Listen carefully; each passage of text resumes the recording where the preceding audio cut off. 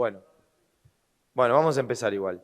A ver, a mí me toca, yo podría, como decía Ricardo Blanco, yo podría estar, no sé, una semana dando una charla de estas porque es realmente muy amplio, vivimos de esto. Yo lo único que veo es esto, no hago neumo general, pero soy neumólogo y me dedico prácticamente a atender todos los pacientes que derivan los reumatólogos de Buenos Aires y de Argentina a nuestro centro, que es un centro hospitalario monovalente, es respiratorio solamente, pero tenemos un grupo de muchos médicos y no médicos que se dedican a enfermedades intersticiales. Entonces, cuando me dieron este tema, bueno, yo dije, ¿por dónde arranco? No sé, hablo de vasculitis, hablo de Sjögren, hablo de AR. Entonces decidí, para mí hay por lo menos una división muy importante en reumato, el que se dedica a artritis reumatoidea, que va parecido a la espondiloartropatía, no se dedica a esclero y a las difusas y a las sistémicas. De hecho, como que no, son idiomas bastante diferentes. Entonces decidí,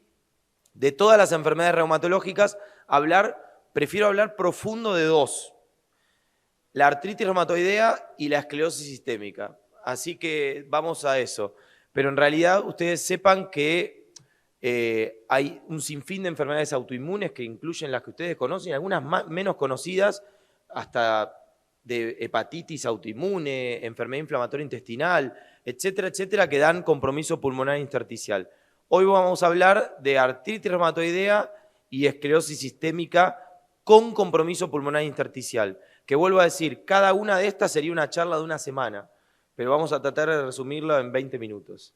Entonces, vamos a empezar con la que más pasión me da, que es la artritis reumatoidea.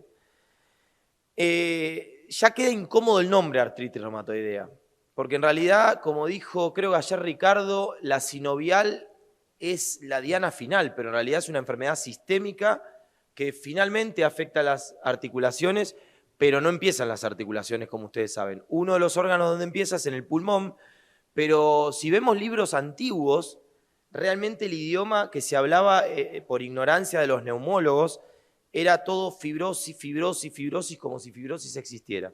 Entonces, vamos a hablar de la importancia del treat to target en enfermedad pulmonar intersticial y AR, qué DIMARs sintéticos y biológicos o pequeñas moléculas utilizar para este tipo de pacientes y cuándo utilizar esto que no son DIMAR, que son antifibróticos, que hay dos en el mundo hasta la actualidad, pirfenidona o nintedanib. Bueno, primero, hace 20 años ni se hablaba de pulmón, no se hablaba de pulmón en artritis reumatoidea. De hecho, ahora tengo acá a Fernando. Me tomé el trabajo de leer el libro de Maldonado Coco, que es un libro antiguo de la reumatología argentina, y el capítulo de enfermedad intersticial son 3 renglones que dice: puede ocasionar fibrosis pulmonar, se acabó. Y pasaban de la radiografía de tórax a la biopsia de pulmón. Pero eso no es por culpa del reumatólogo, es por culpa de la ignorancia de la neumonología, que en los últimos 10 a 15 años empezó a hablar de enfermedades intersticiales, aunque siempre existieron. Estoy seguro que esto cambia dentro de unos años, pero por ahora puedo decir que la enfermedad intersticial es la segunda causa de muerte en artritis reumatoidea, después de lo cardiovascular. Es muy probable que si ustedes siguen impactando en la sobrevida, dentro de 5 años diga que es la primera causa de muerte, salvo que nosotros cambiemos con los fármacos. Entonces, para ponerlos en escena, hay por lo menos 2 polos muy diferentes de artritis reumatoidea con EPID, que son totalmente opuestos, y de esos polos hay una escala de grises infinita, pero por lo menos quiero mostrar los 2 polos. Son 2 casos reales de hace muy poco tiempo de nuestro hospital. El primer caso, Jorge; el segundo caso, Oscar. Juro que no hay nada inventado, porque a veces uno en las presentaciones pone esto, es todo real. El primer caso, Jorge, 61 años, es un paciente con AR de hace 10 años, de larga data, doble positivo, ACPA positivo, factor reumatoideo positivo. Es un típico paciente fumador hombre con AR, con eritro PCR por las nubes, scores clinimétricos, en este caso DAS 28 por PCR y eritro de alta actividad, que a ustedes no tengo por qué explicarles esto, saben mucho más que yo. También con un SEDAI y un SDAI en alta actividad. Y, por supuesto, la evaluación del médico y del paciente dio todo mal. O sea, es un paciente totalmente activo, que no cumplió ninguna estrategia de treat to target, ni treat to T, ni nada. Está absolutamente en actividad. Este paciente, por ese motivo, el reumatólogo le fue subiendo el metotrexate hasta 25 subcutáneo y ya le puso corticoides en plan de ponerle un anti-TNF. De hecho, le quería poner adalimumab, que está perfecto, pero en ese momento se le ocurrió agarrar el cajón, abrirlo, sacar el estetoscopio, ocultarlo y decir, uff, tiene rales velcro. Y tenía esta tomografía. Yo esto no lo digo como crítica, pero no saben cómo me siento yo cuando me llega un paciente así y me dice, por suerte el doctor me lo detectó temprano. Y yo digo, bueno, sí, es temprano, le digo, no lo contradigo nunca, yo hablo mal de otro colega, pero digo, ¿hace cuánto tendría esto? Esto que sin ser neumólogo, sin ser radiólogo, ustedes dicen está mal. Esto es una patente de neumonía intersticial típica y muy avanzada. Cuando me llega, yo digo, no quiero recibir estos pacientes, lo quiero recibir antes. Y este paciente, a pesar de que el adalimumab creo que duró un mes porque lo suspendió inmediatamente, después vamos a hablar de esto, le puso rituximab, llegó a la remisión, pero el pulmón siguió su camino de progresión y el paciente falleció de lo pulmonar. Segundo punto, ¿de qué fallece el paciente? Fallece de la R, no del pulmón. Fallece de la R, que comprometió al pulmón. Digo esto porque más de una vez me han dicho, por suerte la R estaba en remisión. Oh, bueno, otro término que tienen que cambiar. ¿Qué es remisión en estos casos? ¿Es remisión un paciente que muere por compromiso de un órgano? Así como ustedes saben que no es remisión un paciente que muere de una causa cardiovascular porque estaba activo con IL-6 elevada, y es responsabilidad de la remisión, lo mismo ocurre en el pulmón, pero hay que llegar antes, si no, esto es un círculo vicioso que no va a parar.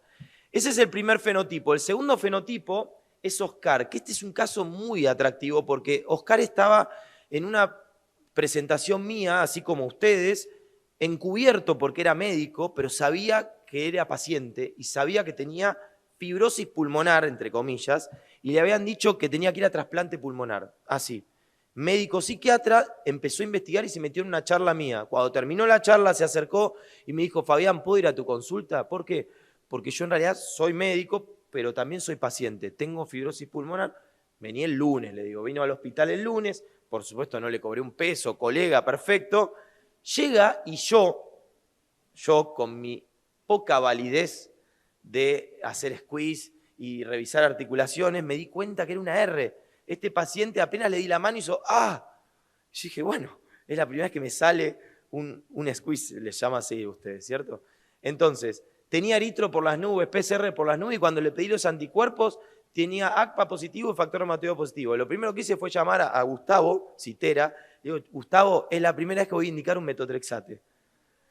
Ni llegó a Gustavo, le indiqué yo el metotrexate, le di una dosis baja de corticoides porque estaba súper inflamado, y este paciente tenía esta tomografía. Es opuesta a la del otro paciente. Esto es una patente donde ustedes pueden ver predominio de vidrio esmerilado y predominio de consolidaciones. Lo que uno podría decir, tiene inflamados los pulmones. Está inflamado los sistémicos, está inflamado los pulmones. Ahora, levante la mano quien así todo con sinceridad le pone metotrexate. 20%, 30%, 32%. Bueno, ¿por qué no le pondrían metotrexate? Porque tienen miedo de que empeore el pulmón. Sin embargo, miren lo que pasó. El corticoide no fue porque duró una semana y media, 2. Se lo suspendió Gustavo Citera, que es un reumatólogo de la Argentina. Y solo el hecho de metotrexate, miren lo que pasó en 6 meses. Se curó con metotrexate. Entonces, llevar a la remisión al paciente con las guías que ustedes pueden aplicar es lo que tienen que hacer y después hablamos de caso a caso. Y este paciente mejoró lo pulmonar con mejorar la actividad de lo reumatológico. Entonces, estos pacientes los une la artritis reumatoidea, pero los diferencia el pulmón. Son totalmente opuestos y se manejan diferente y tienen diferentes pronósticos. Dicho esta introducción, me voy a meter profundo en su mundo y cómo tienen que actuar cuando ustedes busquen, que ayer hablamos de screening, y encuentren una enfermedad intersticial en un paciente con AR. Lo primero es, sean fieles a sus guías, sean fieles al treat to target y lleven a la remisión al paciente. No importa con qué, pero llévenlo a la remisión. Está mal dar micofenolato, está mal dar azatioprina, está mal dar fármacos que no están aprobados para la AR porque el paciente tiene AR. Ahora vamos a hablar de los detalles. ¿Por qué digo que la remisión es importante? Que es lo que primero le pido a un reumatólogo. Vos llevalo a la remisión, después hablamos, si está activo. Este es un estudio publicado recientemente de un hospital de veteranos de Estados Unidos, es uno de los dos que hay de actividad y pulmón, donde lo que hicieron fue una corte retrospectiva muy amplia, incluso usaron criterios de 1987 ACR, y se fijaron en la relación entre la actividad de la R y la enfermedad intersticial y la sobrevida. Y miren qué interesante, por cada DAS28 que aumenta el riesgo de muerte. De hecho, en la línea amarilla, en la curva de Kaplan-Meier, que es la inferior, esos son pacientes de alta actividad. Esa es la sobrevida de lo pulmonar. Moderada actividad son los verdes, la otra línea que se ve tenue son baja actividad y remisión sostenida es la línea azul. Es decir, si ustedes lo llevan a la remisión, le va a ir mejor al pulmón. Y después hablamos el resto, que lo vamos a hablar ahora. Entonces, sí, Fabián, todo perfecto, pero a mí me enseñaron hace 20 años que el metotrexate era malo, que los anti-TNF no se pueden dar, y etcétera, etcétera, etcétera. Pero ahora voy a mostrar que mucho es por ignorancia de la neumonología o neumología. ¿Qué hacemos con el metotrexate? Este es un estudio que en Argentina decimos nos primerearon, pero no porque somos lentos nada más.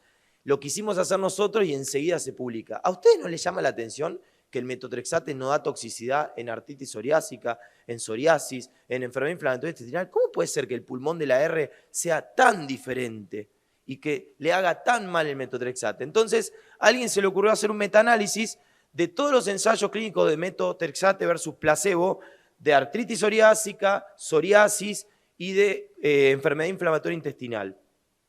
Y lo que demostraron es que en esa población no se vincula el metotrexate con enfermedad pulmonar intersticial. Entonces, qué raro, qué particular que es el pulmón de la R que le hace tan mal el metotrexate cuando el metotrexate le hace tan bien a la R. Entonces, lo primero a pensar es que en realidad el daño intersticial es por otra cosa y no por el metotrexate. Yo a mis pacientes les digo, si usted cruza la calle con una manzana o con un mango aquí y lo pisa un auto, la conclusión es no comamos más manzana porque nos va a pisar un auto. No tiene nada que ver la manzana. En realidad usted miró la manzana y lo pisó el auto porque no vio al auto, pero la manzana no tiene nada que ver. Entonces eso nosotros lo conocemos que son confundidores. Esto es lo que ocurre con el metotrexate.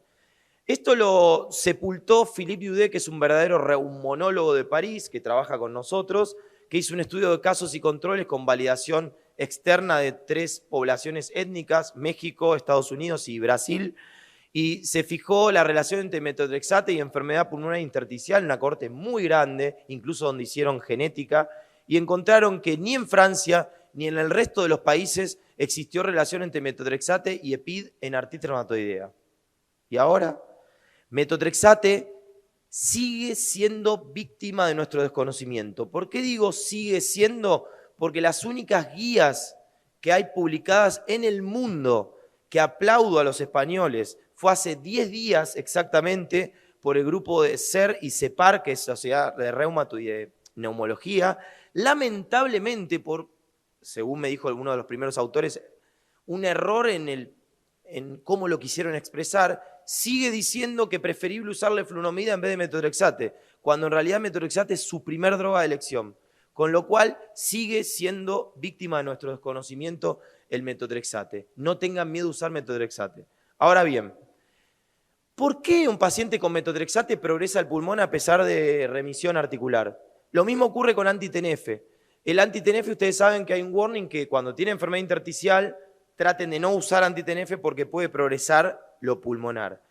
Y eso está dado básicamente por la Corte Británica que comparó DIMAR sintético versus anti-TNF, una tonelada de pacientes como ustedes pueden ver, y encontró que solo en aquellos que tenían preexistentemente enfermedad pulmonar intersticial, cuando le daban anti-TNF, que la mayoría de los que usaban en esta corte es infliximab, que sé que no es el que primero utilizan ustedes por una cuestión de comodidad, tenían peor sobrevida de lo pulmonar.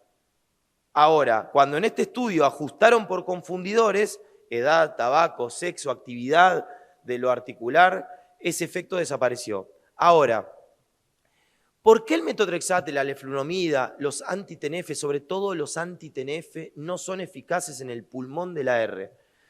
Lo dijo hoy Ricardo por otro tema, porque el anti-TNF no ataca a ninguna de las células que ocurren en la patogenia del pulmón en la R. El pulmón de AR está lleno de linfocitos, de presentación de antígenos, de inmunidad adaptativa, linfocito T discutiendo con el linfocito B escupiendo anticuerpos, pero nunca van a haber un osteoclasto, nunca van a haber macrófagos, nunca van a haber células de la sinovial en el pulmón.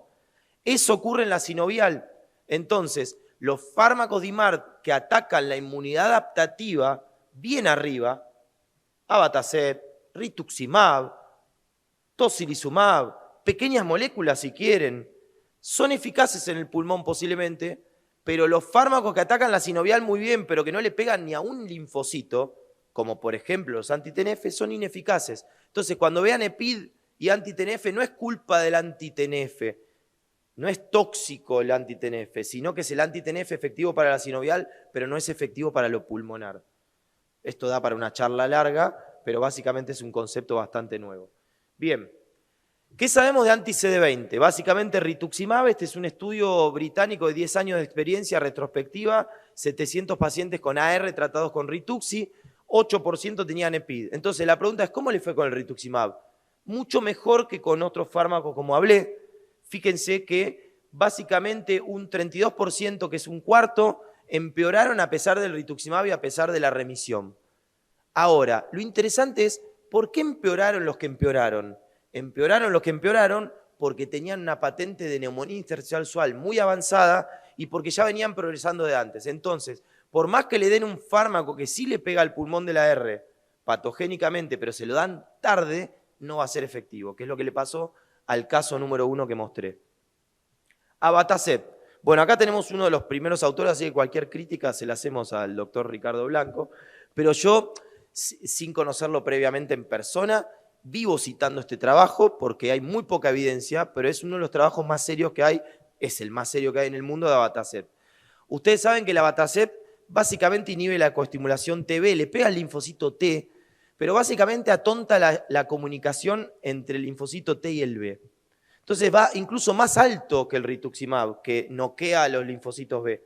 Esto directamente le pega al linfocito T y a su vez por propiedad transitiva al linfocito B. Entonces le dan lo más alto de la inmunidad adaptativa. Por eso hace años vengo persiguiendo esta molécula en pulmón y la venimos indicando. De hecho, ahora voy a mostrar que hemos publicado algunas cohortes. Este es el estudio de 263 pacientes seguidos prospectivamente, una cohorte española muy amplia de abatacept con enfermedad pulmonar intersticial, lo cual ahora debe venir por 500 porque esto es del 2020. Fíjense qué interesante, 42% tenían neumonía intersticial usual, que es una patente sumamente fibrótica que le va mal. Entonces yo lo primero que pensé es qué mal le va a ir a estos pacientes. Sin embargo, la mayoría de los pacientes, casi un 90%, estabilizó y o mejoró la capacidad vital forzada y la difusión de monóxido de carbono con abatacept. Esto se publicó en el 2020 con una mediana de un año de seguimiento. Por supuesto, la mayoría mejoraba el DAS28, que fue lo que se utilizó. Entonces, ¿por qué, a pesar de tener UIP, estos pacientes mejoran? Porque le dan de forma temprana.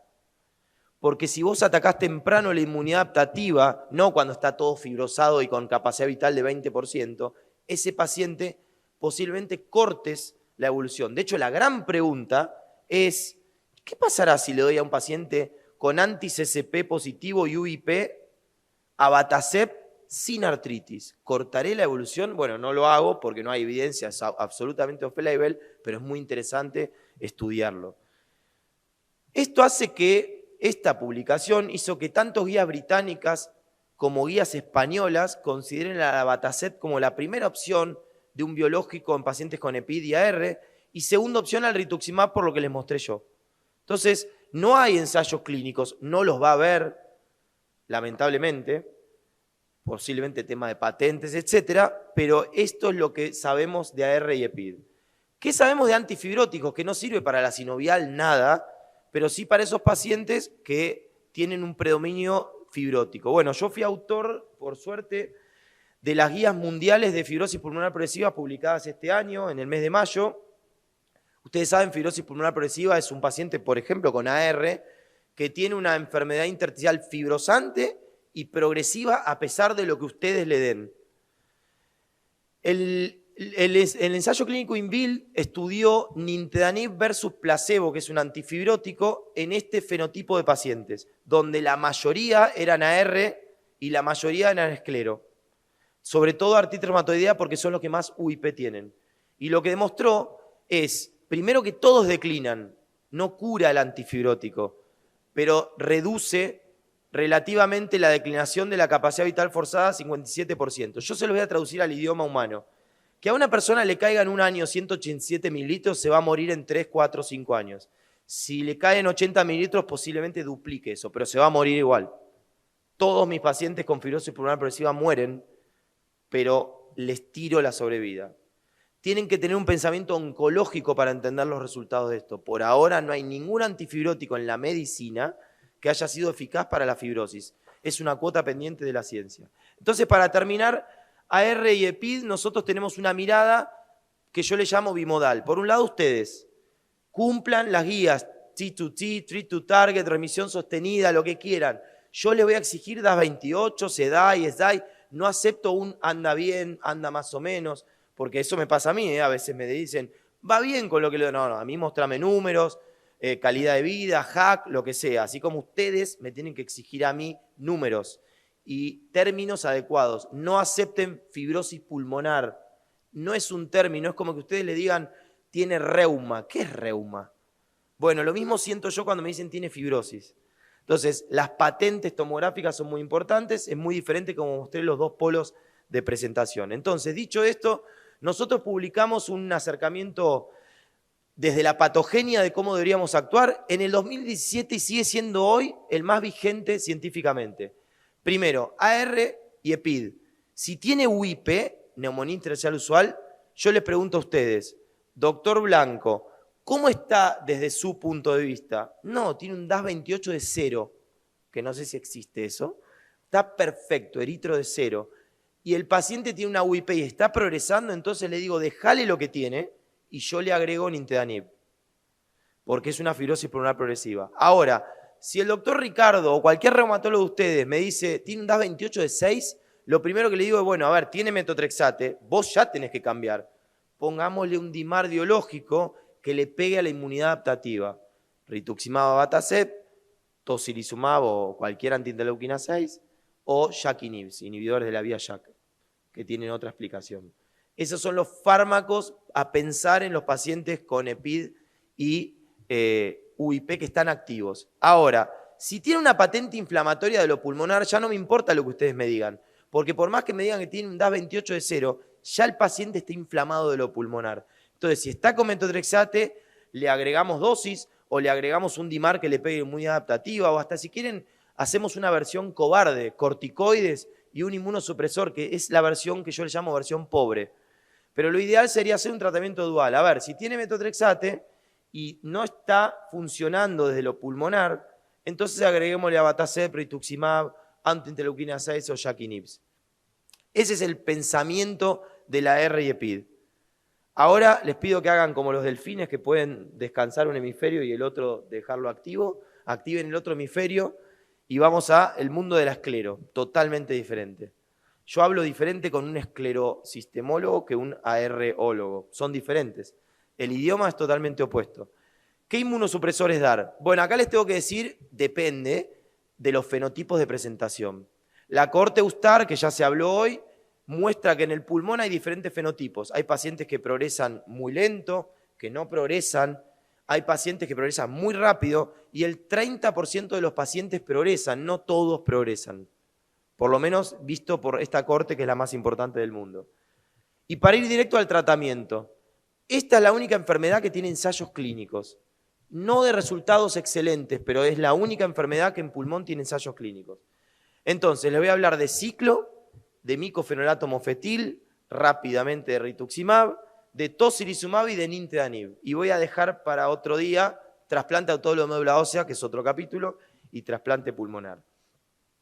Esto es como la película Tiburón. No sé si existe también tanta fama aquí. Tiburón 1, 2, 3, 4. Bueno, este es el Scleroderma Lung Study 1, que es un estudio de ciclofamida versus placebo bioral a 1 año y seguimiento a 2 años, que demostró algo muy pobre.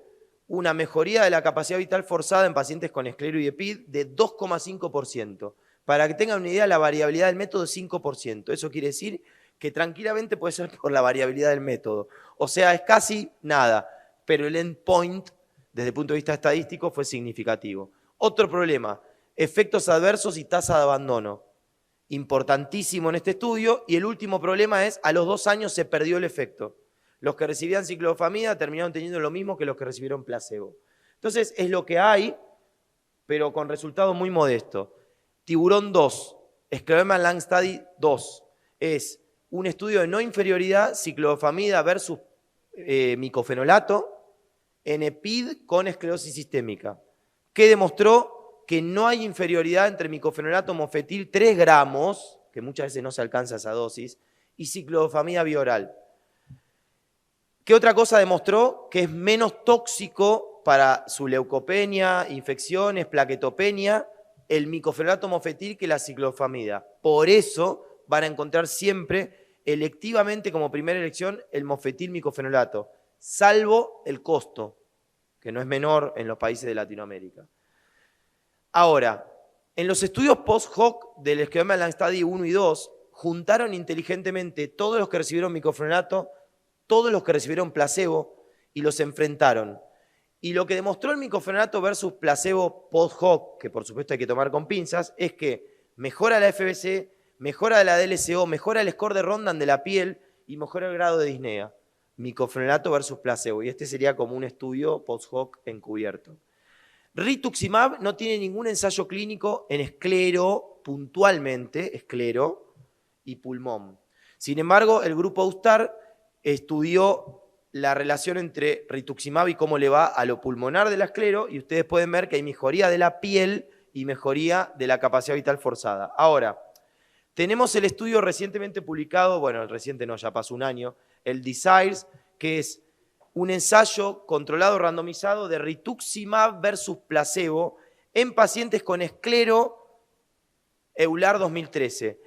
Este es un estudio de poco tiempo, son 24 semanas, pero es un ensayo clínico, 56 pacientes enrolados y no todos tenían EPID, 85%. Y lo que demostró es que hay mejoría de la piel y del pulmón. Quédense con esto porque después viene la conclusión. Y finalmente, los japoneses estudiaron a 6 meses rituximab versus ciclofamida, que es un lindo estudio, open label, que lo que mostró es que el rituximab y la ciclofamida ambos mejoran la piel, pero el rituximab mejora significativamente el pulmón en capacidad vital forzada. Lamentablemente se diseñó el tocilizumab versus placebo fase 2, que es el Fascinate, y el fase 3, que es el Focus Trial de anti-interleuquina 6, toci versus placebo. Digo lamentablemente, el diseño fue realizado bastante mal porque el endpoint primario fue la piel y el score de Rondan. ¿Y qué pasó con esto? Primero que no todos tenían pulmón, porque el endpoint primario era la piel. Entonces, lo segundo, que el endpoint primario no dio significativo. Anti-interleuquina 6 no es eficaz para la piel en esclerosis sistémica, pero el endpoint secundario, que fue el pulmón, sí dio significativo a favor del tocilizumab.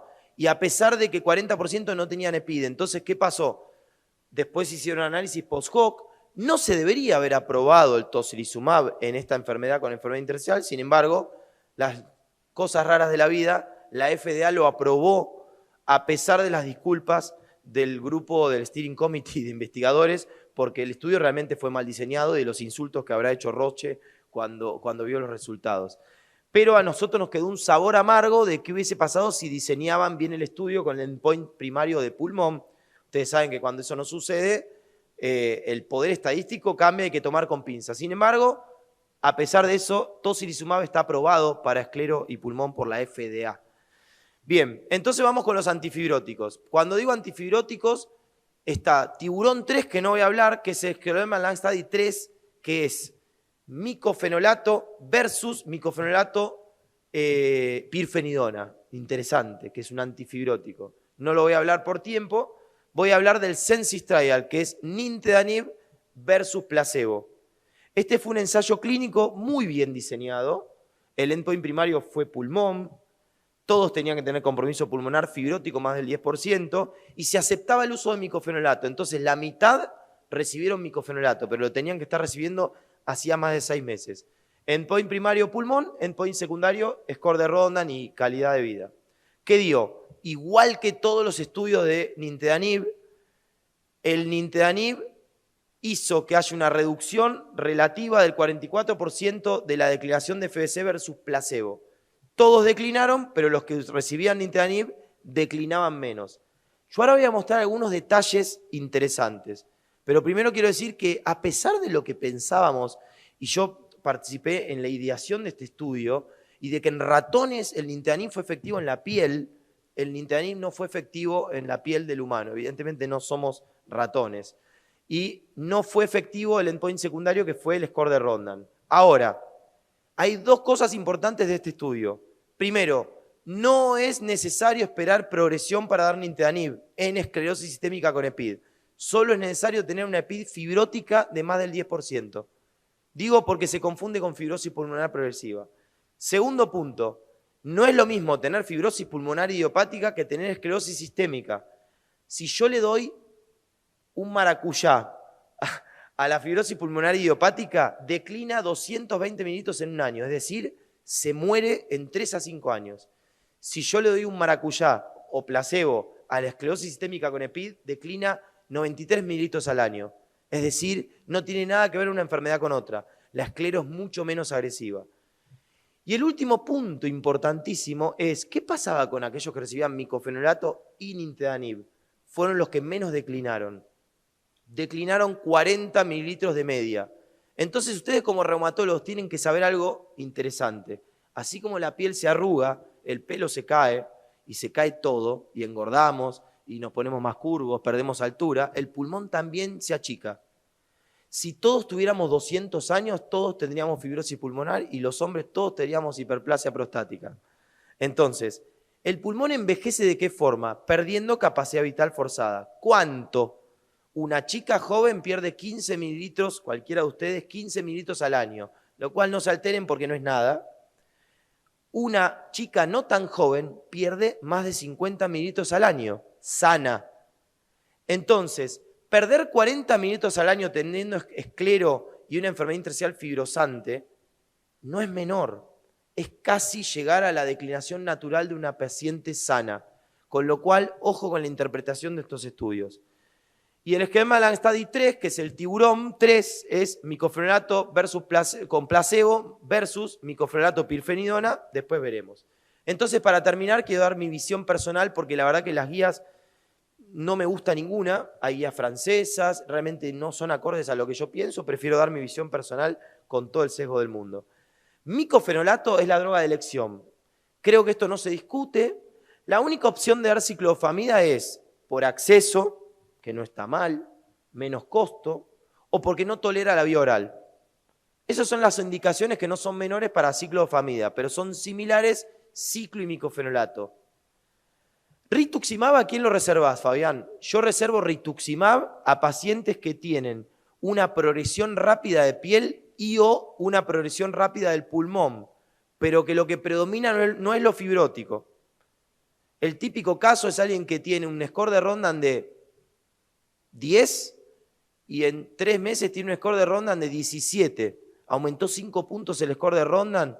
Eso es para llamar la atención. Si el pulmón declina y está inflamado, rituximab cuanto antes.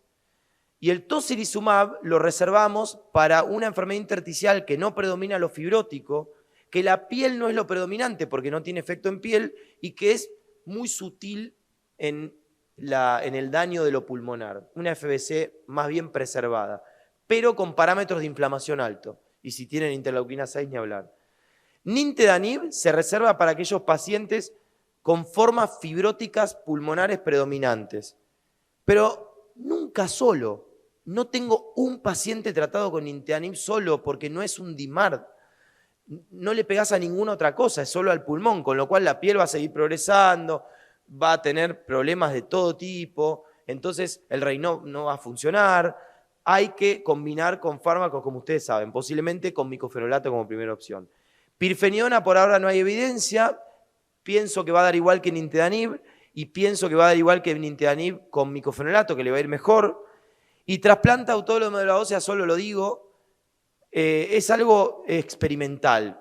En nuestro país hay alguien muy entusiasta del trasplante autólogo de médula ósea. Personalmente pienso que los resultados son muy modestos, el N es muy insuficiente y no podemos recomendarlo todavía como un algoritmo, sino que es algo en protocolos de investigación y hay que seguir investigando.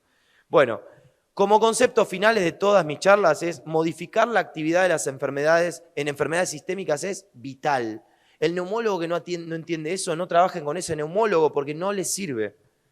Y así como el que no puede trabajar en equipo, no puede trabajar en reumato, diría yo. Trabajar en equipos y si pueden deformar al neumólogo y transformarlo lo más reumonólogo que puedan, y a su vez ustedes, mejor todavía. Yo no digo que ustedes sean expertos en espirometría, pero tienen que entenderla, así como yo tengo que entender su idioma, porque si no a un neumonólogo le dicen, tiene DAS 28 6,1, ¿ustedes creen que entiende? Juro que no, ¿eh?